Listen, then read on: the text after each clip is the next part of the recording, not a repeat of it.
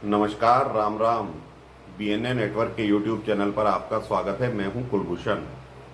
अगर आप अभी तक हमारे चैनल से नहीं जुड़े हैं तो कृपया चैनल को सब्सक्राइब कर लीजिए। कंटेंट आपको पसंद आता है तो उसे लाइक भी जरूर कीजिए।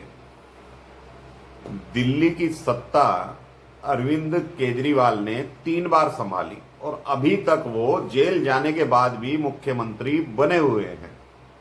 लेकिन खबरें इस तरह की आ रही हैं कि एलजी वीके सक्सेना ने अब सख्त फैसला ले लिया है और वो एक्शन मोड में आ गए हैं। 2 बार दिल्ली हाई कोर्ट में रिट पिटीशन डाली गई जिसमें अरविंद केजरीवाल को बर्खास्त करने की मांग पिटिशनर द्वारा की गई।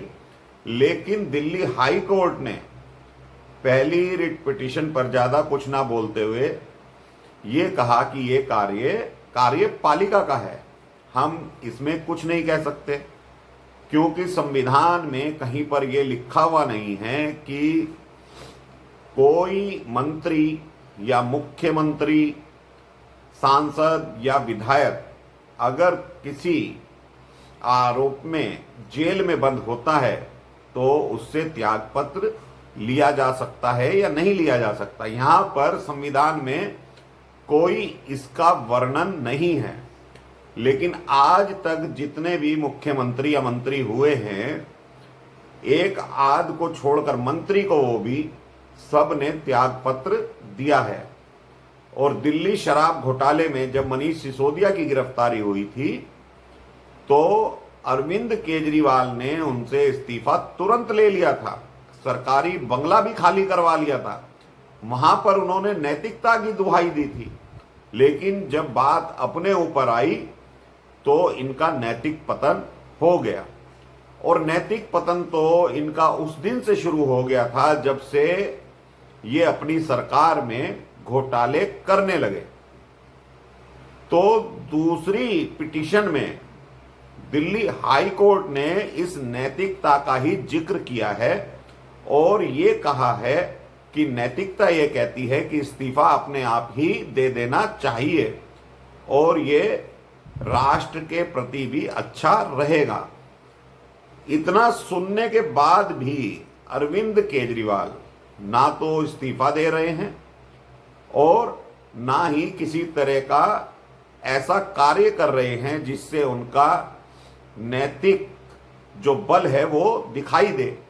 उधर उनकी धर्मपत्नी सुनीता केजरीवाल उनके पत्र पढ़कर सुनाती हैं।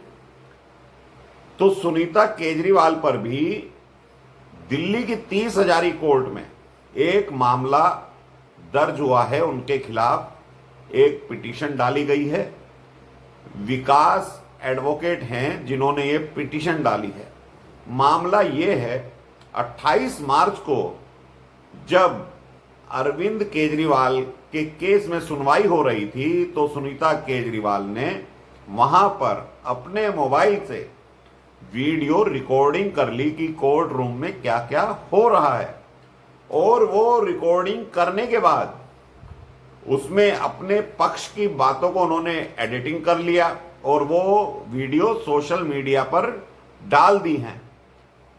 तो इस तरह से ये लोग किस तरह पब्लिक का पागल बनाते हैं और कोर्ट की अवमानना है ये साफ साफ।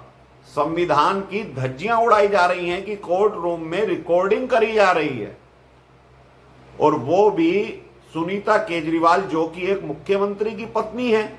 लेकिन इन लोगों को कोई फर्क नहीं पड़ता क्योंकि शर्म लिहाज तो इन लोगों में रही नहीं, इनकी नैतिकता तो बची नहीं। जो लोग 4 लाख का कमोड लगवा देते हैं, 8 लाख का पर्दा लगवा देते हैं अपने शीश महल में, तो उनमें नैतिकता कहां से होगी। तो विकास जो एक एडवोकेट हैं उन्होंने 30 हजारी कोर्ट में एप्लीकेशन लगाई है सुनीता केजरीवाल के खिलाफ और उस पर कोर्ट एक्शन लेने जा रही है।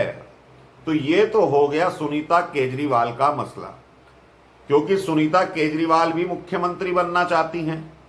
उधर संजय सिंह भी रिहा होकर जब से आए हैं 2 दिन हो गए। आपने सोशल मीडिया पर संजय सिंह का रिहाई से पहले एक वीडियो देखा होगा जिसमें वो व्हील चेयर पर थे और अस्पताल से लीवर का इलाज करवा कर आ रहे थे। तो रिहाई से पहले इन्हें तिहाड़ जेल जाना था तो ये व्हील चेयर पर थे, लेकिन जैसे ही इनकी रिहाई होती है तिहाड़ जेल से तो ये एक कार के छत पर चढ़ जाते हैं और वहां से नारे लगवाते हैं, इनकलाब जिंदाबाद। तो ये जो पागल बनाने की इनकी पॉलिसी है आम आदमी पार्टी वालों की, सारे एक से बढ़कर एक झूठ बोलते हैं। किस तरह से झूठ बोलते हैं ये आप लोग अब समझ गए होंगे। और एक घटना अभी बताता हूं संजय सिंह की। तो ये बताई मैंने छोटी सी बात। तो संजय सिंह रिहाई के बाद आम आदमी पार्टी के कार्यालय पर पहुंचते हैं और भाषणबाजी करते हैं। वो भी मसला इतना बड़ा नहीं है, लेकिन उसके बाद ये टीवी चैनलों पर इंटरव्यू दे रहे हैं और आज तो इन्होंने प्रेस कॉन्फ्रेंस करी मीडिया के सामने। प्रेस कॉन्फ्रेंस में संजय सिंह ने जो बातें बोली हैं वो जमानत की शर्तों के खिलाफ बोली हैं। जमानत जब इनकी हुई तो सुप्रीम कोर्ट ने इन्हें कंसेशन दिया है। ईडी ने इनकी रिहाई का विरोध नहीं किया, लेकिन ये व्यक्ति अब इतना गुर्रा रहा है, कह रहा है दिल्ली में शराब घोटाला तो हुआ है। अब देखिए, पहले ये लोग कहते आए कि दिल्ली में कोई शराब घोटाला नहीं हुआ, लेकिन अब बोल रहा है संजय सिंह दिल्ली में जो शराब घोटाला हुआ है उसके पैसे बीजेपी वालों ने खाए हैं, करोड़ों में खाए हैं। लेकिन ये व्यक्ति जब सशर्त जमानत से रिहा होता है तो सेशंस कोर्ट ने ये पाबंदी लगाई थी, राउज एवेन्यू कोर्ट की सेशंस कोर्ट ने, कि आप किसी भी तरीके से शराब घोटाले पर कोई वार्ता नहीं करेंगे। बाहर जाने के बाद कोई वार्ता नहीं करेंगे, ना ही राजनीतिक गतिविधियों में भाग लेंगे। तो ये व्यक्ति बराबर शराब घोटाले पर बोल रहा है, फोटो दिखा रहा है कि देखिए पीएम मोदी के साथ किसकी फोटो है। तो भाई संजय सिंह, ठीक है तुम उछल लो जितना तुम्हें उछलना है, आपने कोर्ट की अवमानना कर दी है और कर चुके हो। अब ईडी इसमें एक्शन लेने जा रही है, कोर्ट में वो भी एप्लीकेशन लगा रही है कि संजय सिंह, बड़बोला संजय सिंह बार बार कोर्ट की अवमानना कर रहा है, शर्तों का खुला उल्लंघन कर रहा है। 4-5 टीवी चैनलों पर यह शराब घोटाले का जिक्र कर चुका है। शरत रेड्डी का नाम लेता है कि शरत रेड्डी ने जो इलेक्टोरल बोर्ड के जरिए 55 करोड़ रुपए बीजेपी को दिए, तो कह रहा है कि ये रिश्वत का पैसा है। कोई इनसे ये पूछने वाला पत्रकार नहीं है, कोई मीडिया नहीं है कि भाई दिल्ली में तुम्हारी सरकार थी तो नीति बनाई तो दिल्ली सरकार ने बनाई, कोई मोदी ने तो आपको ड्राफ्ट तैयार करके नहीं भेजा था। तो लेकिन ये शर्महीन लोग हैं, सिर्फ झूठ बोलना है, झूठ को पब्लिक के आगे परोसना है। इनका मुखिया अरविंद केजरीवाल क्या करता है, एक झूठ बोलता है, फिर 10 जनों से बुलवाता है। उनको ऐसी ही गाइडलाइन जारी कर रखी है, उसमें आतिशी हो, सौरभ भारद्वाज हो या कोई सा भी प्रवक्ता हो, दिन भर ये लोग झूठ बोलते हैं, टीवी चैनल्स पर आते हैं, पत्रकार इनसे कोई सवाल नहीं करता। अगर कोई पत्रकार ये कहता संजय सिंह से कि आपने शर्तों का उल्लंघन किया है, इतनी भी हिम्मत इस दलाल मीडिया में नहीं है कि शर्तें तो इस मीडिया ने बताई है ना, कौन सी 5 शर्तें संजय सिंह को मिली हैं, लेकिन पत्रकारों के मुंह में दही जम जाती है। वो दही 550 करोड़ रुपए जो सालाना बजट जाता है इन मीडिया चैनलों को, उसी की दही जमी हुई है।